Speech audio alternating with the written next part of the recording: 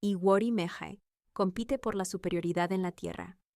Al llegar al mundo, descubrió que sus dos hermanos menores, Ejiokbe y Yekun Meji, quienes habían llegado aquí antes que él, habían sido coronados respectivamente como reyes del día y de la noche. Desde el principio estaba determinado a establecer su superioridad celestial en la tierra en relación con sus dos hermanos. Incluso su signo, dos dentro y dos fuera, fue diseñado para desafiar la autoridad de Ejiokbe y Yekun. Ellos, por su parte, estaban igualmente determinados a imponer su autoridad terrenal sobre Iwori. Una tarde, Iwori estaba sentado en el frente de su casa cuando vio una larga procesión acercándose. Observó cómo todos se inclinaban reverentemente ante el hombre a caballo que estaba al frente de la procesión. Cuando llegaron donde Iwori estaba sentado, vio que era Ejiokbe quien recibía todas las reverencias. Iwori no se inclinó ante Ejiokbe para saludarlo como todos los demás lo hacían. Simplemente agitó su oroke, látigo de cola de caballo, para saludar a Ejiokbe, como era costumbre entre los awose, sacerdotes de Ifa. No vio razón para arrodillarse para saludar a su hermano menor, aunque no había nada en la tradición que eximiera a un hermano mayor de arrodillarse para saludar a un rey. Entonces, Ejiokbe detuvo la procesión y ordenó que si Iwori se consideraba demasiado grande para saludarlo como a todos los demás, entonces debería permanecer dentro de su casa durante el día, si no podía someterse a la autoridad del rey del día. Iwori Meji entonces se retiró a su casa, molesto. Al caer la noche, salió de la casa y se movió. Cuando llegó al cruce de caminos cerca de su casa, vio otra procesión, al frente de la cual estaba Yekun Meji, con luces deslumbrantes que eran tan brillantes como los rayos del sol. Una vez más, en lugar de arrodillarse para saludar a Yekun Meji, como todos los demás lo hacían, simplemente agitó su oroke como señal. Entonces, Yekun Meji le dijo que si no podía someterse a la autoridad del rey de la noche, debería limitarse a no salir de su casa por la noche. Entonces, él se retiró a su casa. Así, se le prohibió salir de su casa durante el día o la noche. En esa situación, ni siquiera podía salir a buscar su sustento diario. Cuando Esu vio que la condición de Iwori se estaba volviendo insostenible, se transformó en un jefe para aconsejarle que invitara a sus dos hermanos a una reunión para resolver sus conflictos.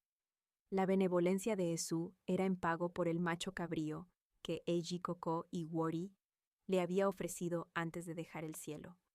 Iwori aceptó el consejo del jefe e invitó a Ejiokbe y a Yekun a encontrarse con él al pie de la palmera de donde las divinidades descendieron del cielo y a través de la cual Runmila regresó al cielo. Finalmente, se reunieron en ese punto para discutir sus asuntos. Tanto Ejiokbe como Yekun insistieron en mantener su superioridad terrenal sobre Iwori. Finalmente, se llegó al acuerdo de que Iwori ocuparía la tercera posición. Aceptó la decisión de mala gana.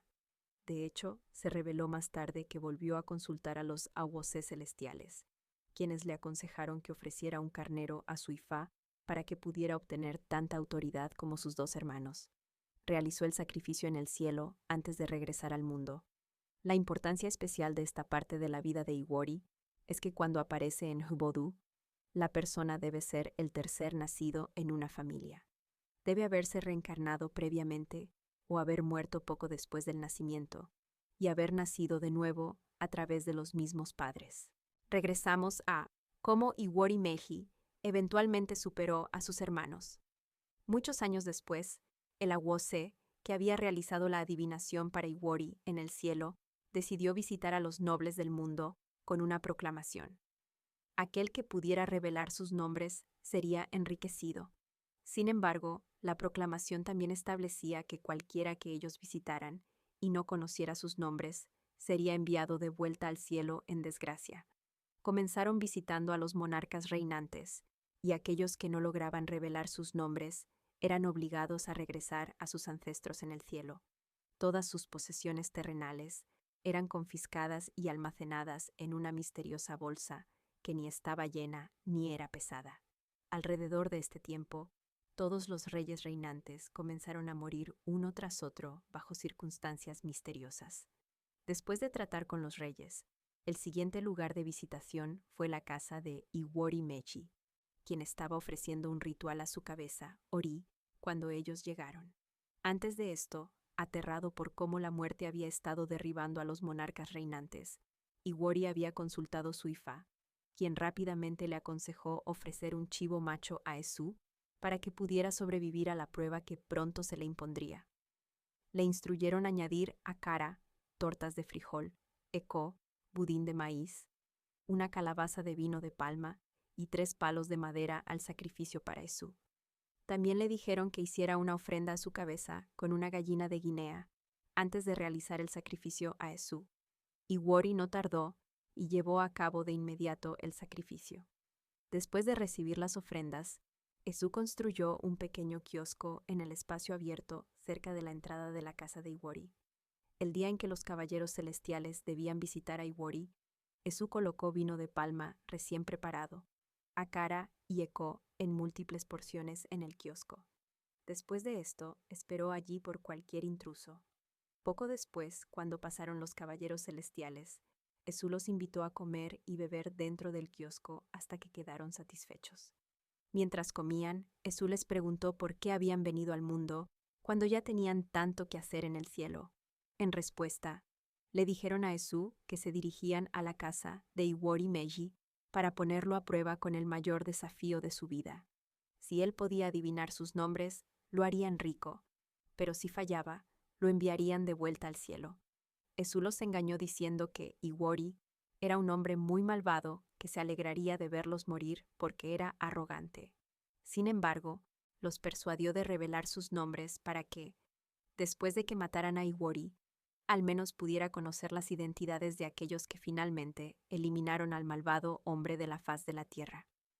El mayor de los 3 tomó uno de los palos de madera en el kiosco y se golpeó las piernas con él, diciendo, Uno kare, akaka raka moni tiika. Ese era su nombre.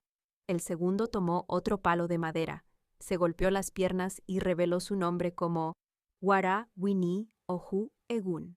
El último tomó el tercer palo de madera, se golpeó con él y dijo que su nombre era Iba Afo Demi Mu Akpoko. Esu les aseguró que Iwori, el llamado hombre malvado, tendría que ir al cielo para aprender sus nombres.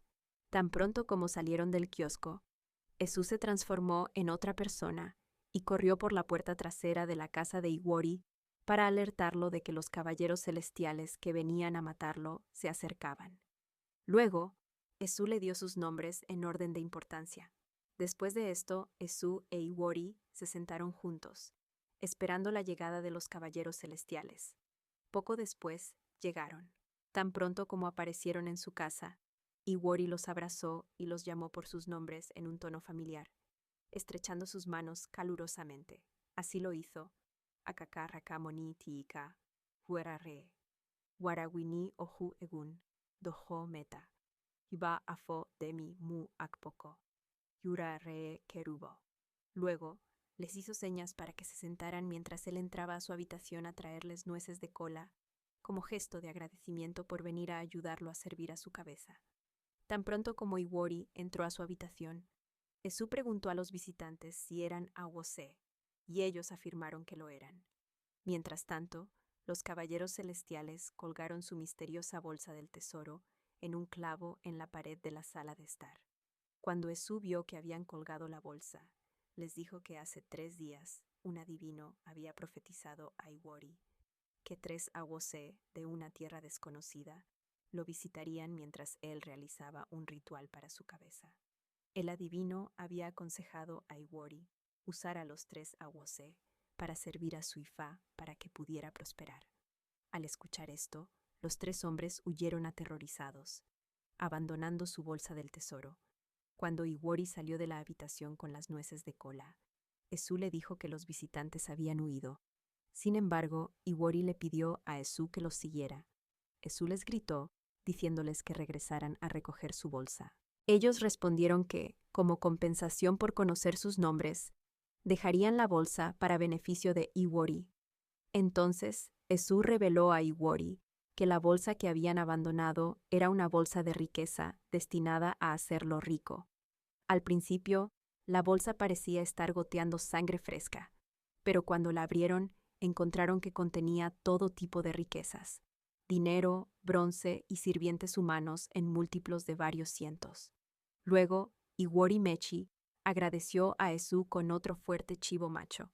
Después de esto, invitó a todos los Awose, incluyendo a sus dos hermanos, a un gran festín, al final del cual cantó alabanzas para los Awose celestiales, y hubo alegría y celebración. Así, aunque Iwori Meji perdió la batalla por la senioridad frente a sus dos hermanos mayores en la tierra, se volvió mucho más próspero que ellos. Si Iwori Meji aparece en Bodu, la persona iniciada seguramente será muy próspera en la vida, siempre y cuando no abandonen su Ifá y mantengan una relación cercana con Esú a través de sacrificios frecuentes.